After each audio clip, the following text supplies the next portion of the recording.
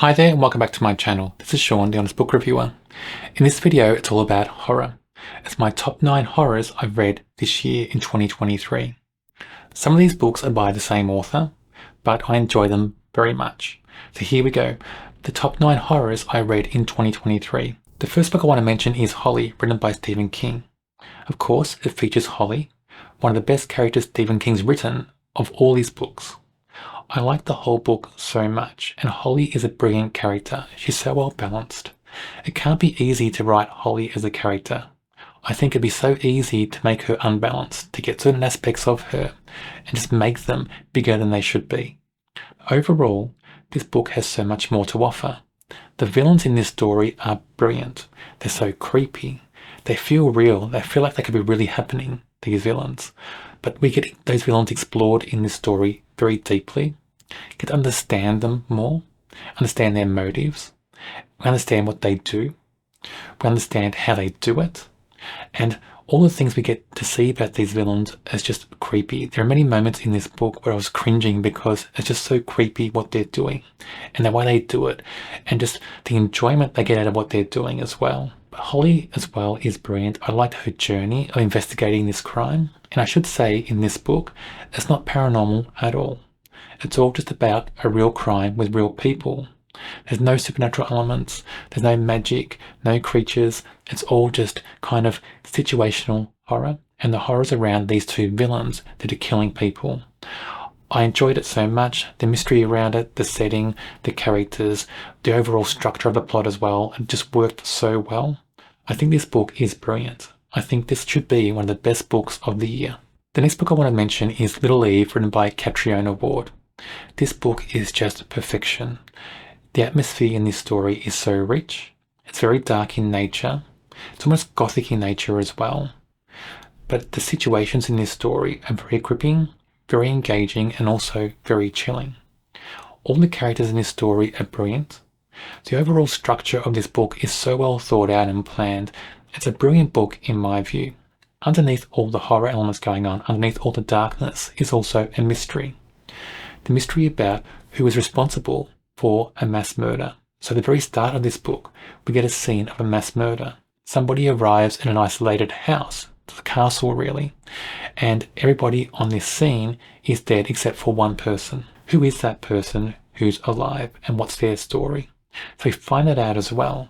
We get different chapters alternating between past and present. In the present, it's about this survivor telling her story, about who she is and how she survived. Then also about the past. And in the past, it's all about this main character Eve and her, not siblings because they're not related, they're adopted into this cult by this man. And the man adopts girls and one boy. And we find out the boy was adopted by accident. But when they found out he was a boy, they kept him, didn't return him. So there's a reason why this man adopts girls and keeps girls in this cult, because he wants to breed basically. And he keeps telling these children that everybody else on the outside world is evil. They're righteous. On this small island they live in this rundown castle. They're righteous, and one day the world's going to be destroyed and they'll survive and everybody else will die. And it's up to them to then populate the world. That's what he tells them basically. He puts them through trials all the time, terrible trials to make them show devotion to him. He half-starves them, he drugs them, does all sorts of things. We get that in the story of the past. In the present, it's all about the aftermath, a court case based on that murder. Also, we get kind of like a hunt for the culprit or the suspect. But we get all sorts of things in this story that make it so gripping. It spans many decades. It's such a wonderful story. Even though it's dark, even though it challenges you when you're reading it, even though it's very intense and chilling. It's a brilliantly told story, and it stands out as one of the best horrors I read in 2023. The next is Haunted, written by James Herbert. It's the first book in the David Ash trilogy. I enjoyed this very much. It's a gothic horror. So essentially, it's about this character, David Ash. He investigates paranormal happenings, but he's a skeptic. And I enjoyed that about the character, added a lot to the story. So while he investigates these things, and in this book he's investigating a haunting in an isolated manor house in Scotland, while he's there, he's always thinking, what's really going on? Is it a trick? Is it something else causing it? And in his mind, he always doubts it's about a ghost. This book is all about atmosphere, about characters, and about twists, turns, and surprises, and they're all done very well in this story. When David Ash first arrives at his manor house, the atmosphere of that setting is so rich, so well told, it's very chilling, you feel like you're there. But also, characters drive the atmosphere in this story.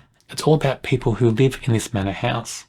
We have 3 siblings, and I think in this book they're in their mid-20s. But they act very strangely. There's 2 boys and a girl. And then there's their great aunt, I think, who acts like their nanny and housekeeper and cook and all different things. They live in this house and they're all very strange at different times. Then they have a dog as well, and the dog is quite vicious. Now, this story is about twists, turns, surprises. So we get atmosphere from the house, and then all the time through the story from then, we have twists, turns, surprises, and some gripping and chilling scenes. But every time we have a gripping and chilling scene, we seem to learn something else about the house or about the people living there. And what we do learn just drives the story in a different direction. It makes you guess all the time what's going on. It makes you second guess all the assumptions you make. This book is very well told. One of the best horrors I read this year. It's written in the 80s, I think, was published in the 80s for the first time. But I enjoy this story so much, and James Herbert is one of my favourite horror authors of all time. I want to mention A Good House for Children, written by Kate Collins. It's a gothic horror, and I read this as an ARC during 2023. I enjoyed this a lot. It is a haunted house story, but with a difference. And the difference is that the hauntings could possibly be explained by kind of different time periods bleeding into each other. So it's set in 2 different time periods, maybe even 3, and we follow characters very closely in those time periods who are living in the same house at different points in time. And it's very much about character introspection. So a lot of the atmosphere is driven by those characters, about what they sense and what they feel, about their emotions, and how different occurrences in the house change those emotions and drive different emotions from them. But I like in this book how different scenarios and different time periods almost bleed into other time periods. So one character at one time period is doing something, and then when we switch to another chapter, another time period, different character witnesses something, and they witness a little glimpse of what the other character is doing in their time period, and they think that's a haunting. So this author is exploring that idea about time, the concept that time is not linear. That time kind of swirls around, that time can bleed at certain points. That time shifts backwards and forwards all the time. That's a concept that scientists are exploring, I think, and it's explored in this book. I think it's well done. That whole bleeding aspect of time adds to the atmosphere in this story. It doesn't take away any of the gothic or horror atmosphere, because it just adds to it. So this book is all about atmosphere of the house, and in this book the house itself is another character because it actually interacts with characters. It drives their feelings, emotions, it changes what they think at certain times in the story. I like stories like this where objects, whether it's a house or a lake or something else, I like stories where objects like that or settings act like characters and drive emotions and feelings and thoughts from human characters in stories. I think when that happens, it just drives the whole feeling of the story. And in this book, it adds to the gothic atmosphere very much. I think if the house was not written like that in this story, that gothic atmosphere would fail, because so much of it relies on just what the house is doing to other characters in the story. So I hope that makes sense, because this book is a very good read. I do recommend it. I think it deserves a big audience. I think this story is so well told, very gripping, very chilling, very engaging, and very thought-provoking, I think, as well. I want to talk about The Drowning Kind, written by Jennifer McMahon. And it's one of 3 books by this author that are in my top 9 list of horrors that I read this year. This book is a gothic horror. It's very well told. It's set in different time periods. In different time periods, we have different characters. I think one's like in the 1950s, and one's in the present day when the story is written.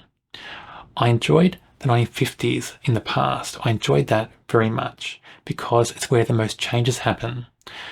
It starts off being very sunny, very light, kind of like Leave It to Beaver. That's how I describe it anyway.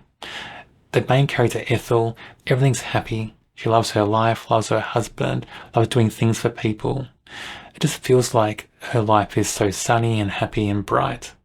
But she wants a child, and she's struggling to have a child. They hear about this inn, and this inn, there's a pool, like a natural pool fed by a natural spring, and it's rumoured that this water is magical. You can go there and ask for a wish, and the wish is granted. They go there, she swims in the water and asks to fall pregnant to have a baby. And she does fall pregnant, but she does learn that when a wish is granted, something must be given as a price. And you don't get a choice of what you give. It's taken from you. That just changes the whole feel of the past narrative in this book. It makes it dark. It makes it sinister. Ethel starts to change as well. So does her husband. So I like those changes. Even though they're dark changes, even though they're horrible for the characters in the story, they're very engaging, chilling, and gripping. I enjoy all those changes in that storyline because it drives that gothic atmosphere so much. Then in the present narrative, we have a woman whose sister has died at this house. The sister committed suicide by drowning in this natural pool. And she goes to the house to investigate. She wants to find out what's happened. Because it's the second death in their family in this pool of water. Is there something sinister, something evil about this pool of water? Is it really a suicide? All this is playing out in the story. So it's a gothic horror, but a mystery underneath as well. That's what I like about this author. This author has a main genre, horror, that adds mystery, adds thriller, adds other things going on in the book. And this makes for a great blend. It feels just so well done, so well controlled. Doesn't feel forced at all. It just makes the story better. And I enjoyed this whole story so much. This pool of water in this house, it feels like a character. Another book where something not human feels like a character, and it drives so much feeling and emotion in the story. The pool of water is in characters' minds when the scenes aren't set near this pool of water or in the house. So this pool of water plays out through all the book. And I enjoyed that so much because it just means this pool of water is another character, because it plays on people's minds, changes their thoughts and feelings and emotions so much in the story. Very well told, a great book, a great gothic horror, and a great author. Next I want to talk about Witch's Canyon, written by Jeff Mariotte. This is a book based on the TV show Supernatural. It's the second book published based on that show. So yes, I'm a bit of a fanboy. I do like the TV show Supernatural, and I've enjoyed the books I've read based on the TV show so far. I've only read 2 of them, but I do plan to read all of them. This book is brilliant, and I think that even people who don't know the TV show or don't watch the TV show can enjoy this story. It's a great horror story. Essentially, we have Sam and Dean, who are the 2 main characters in the TV show and in this book. They're on a case. They're hearing about strange events going on in this small town. Basically, we have these spectres appearing, and these spectres are dressed in costumes, or they're animals, but when they're dressed in costumes, they're all different time periods. So we have people dressed in like Civil War outfits from the army, we have Native Americans, we have all different things going on in this with these spectres in the story. When the spectres do appear in the story, they kill people. So Sam and Dean are trying to investigate what's causing it and how they can save the people in this town, because the death count is getting very high. And I enjoyed this so much because this felt like an episode from the TV show. Sam and Dean, the 2 main characters, match what we see on the screen so much. The way the whole story plays out just felt like everything that happens on a TV show. That's one of the main reasons I enjoy this, also because the horror is so well told. It's very engaging, it immerses you into the whole story, it just drags you into the scenes, and this book just makes you wonder, will Sam and Dean save the day? Because it feels like they won't. It just feels like they're out of their depth. And there's so many times in this book when I read it that I was just wondering, how are they going to stop this evil? What are they going to do? So for me, gripping read, very engaging, very chilling, very entertaining, And I do recommend this book very much. Even if you don't like supernatural TV show, I think you'll enjoy this book. The next book I want to mention is Burn Town, written by Jennifer McMahon. This is a horror, but also a sci-fi, also a bit fantasy, and also drama as well. So many different genres blending in, but horror is a big part of this. I like everything about this story. I love the setting. The setting of this town that feels like it's crumbling. This acts like a great backdrop to this story, because it just sets the scene for characters who feel like there's no hope as well. We have characters in this town that just feel like they're on their knees, on their last hope basically. And the whole town itself just feels like it's struggling. But the story focuses on Eva, who's on the streets. Something happened in her past very recently, but she's on the streets because somebody's after her. Her mother was with her for a short time on the streets, but her mother died. But her mother warned her that somebody's after them. And Eva feels like she's hunted still by somebody who wants a secret. Her father was an inventor, and her father invented something that somebody wants. And Eva is in danger, and she feels like she's on the run constantly. And certain things happen in this book that lead to this person knowing where she is and tracking her down. So it becomes like a cat and mouse game in a way on the streets between Eva and this mysterious character.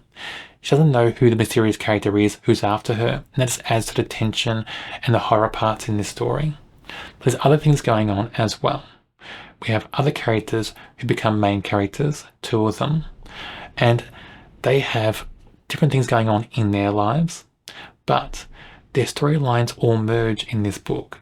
And it's like they become like a tripod, and they support each other, and you get the feeling that if one of them fails, they all fail. They become so intermeshed in this story. I like this book so much because there's danger in the book from the beginning. It's gripping from the beginning.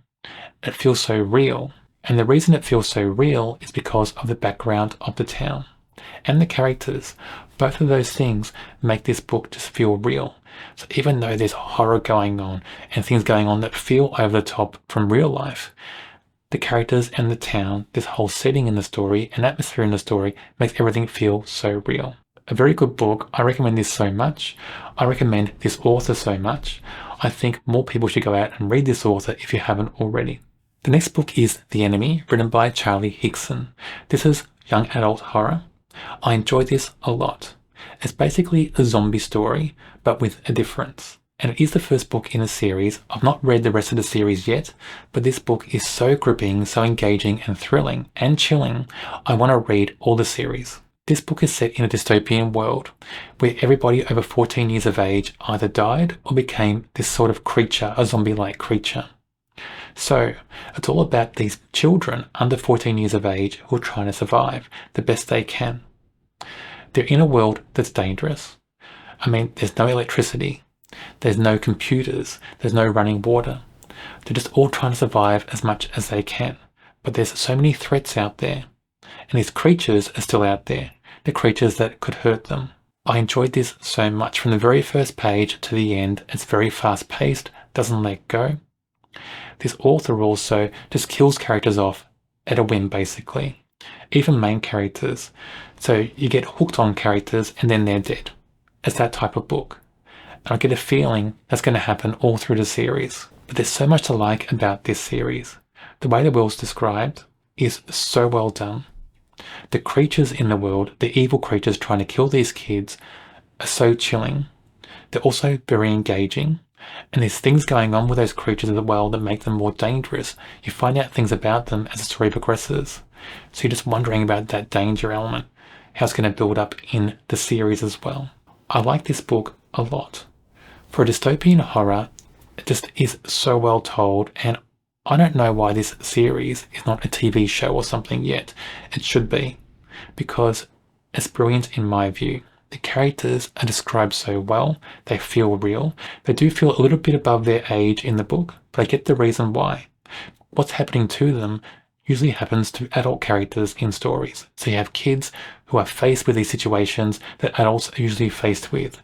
So I guess sometimes you've got to make them seem a little bit older So they have certain actions and thoughts that suit somebody a little bit older, a little bit more capable. In that way, the kids will survive. So I get why that happens, but this book is a great horror. I'm looking forward to reading the rest of the series. The last book I want to mention is The Winter People, written by Jennifer McMahon. So it's the third book by the same author in this video. But I read many books by this author in 2023 and I enjoyed so many of them. This book asks a question. How far would you go to bring back somebody you loved who died? A simple question, but it's explored so well in this story. And yes, it's not an original concept. We have other books like this. But this is so well told. It's a book that spans different timelines, so different narratives. Different narratives have different characters in them, but they all cover off the same type of theme. And they are linked. And those links between past and present form part of the mystery that is underlying this horror. So it is a horror, but it has a mystery element as well. It also has thriller and action. There's so many things going on in this story, but the horror elements, that thing about bringing people back and what happens if you do, it plays out so well in this story. It has a lot of detail. It is chilling and gripping. It is one of the biggest components in this story. I loved the setting in the past in this book. It's described so well. In the past, we have a character who's living in a cabin with a young daughter and her husband and is struggling to get by. And also, in her history, we get a bit of her childhood where we have a character called Auntie. And this character called Auntie comes and lives with the child's father and stays with the father for a few years and then is driven off or something or killed. But before that, the auntie tells this girl, who's now an adult, tells her about this folklore, about there are certain areas in the world where someone dies, you can take that body to this area and cast a spell, basically do a ritual, and it brings that person back to life. So when this girl is older in this cabin and she's struggling with her husband, has a daughter of her own, the daughter runs off one day or something, vanishes in the snow and is found dead. We then have this woman, this mother, falling into madness of sorts, and in that state she decides to try this ritual and bring her daughter back from the dead. And something happens after that. I won't go into what, but that's where the horror element comes into it. But it links to the present day, because in the present day we have people living in the same house on the same property, and then we have a tie-in with another lady, and this other lady, her husband, died in an accident in this town, and she's moved to the town to try to understand what her husband was doing. She comes across this old diary, and it seems this diary plays a prominent role in many timelines in this book. This diary is written by the person from the past who brought a daughter back to life, and this diary drags all these characters into the one storyline, in the one setting, and drags them into this moment that's very gripping, very chilling, and feels like almost gothic in nature. Not strong gothic horror, but that chilling aspect of the horror element is so strong in this story. I really enjoyed this because it keeps you guessing. It's not because it's unique. It's not because the concepts in this book are new. Not because the author brought brand new fantastic things into this concept, but because the characters drive it so well and the whole situation is very chilling, just the way it's described. The way it plays out at the end is a little bit different, a little bit twisted, but I enjoyed it. I enjoyed the characters, the overall setting. I enjoyed so much about this story. There you have my top 9 horror reads for 2023. I enjoyed each of these books so much for different reasons, but I found them all gripping, all chilling, and all very engaging reads. On my channel, I review many horrors. If you enjoy horror, check out my channel and subscribe. On the screen now is a link to a video for another book I'm sure you'll enjoy.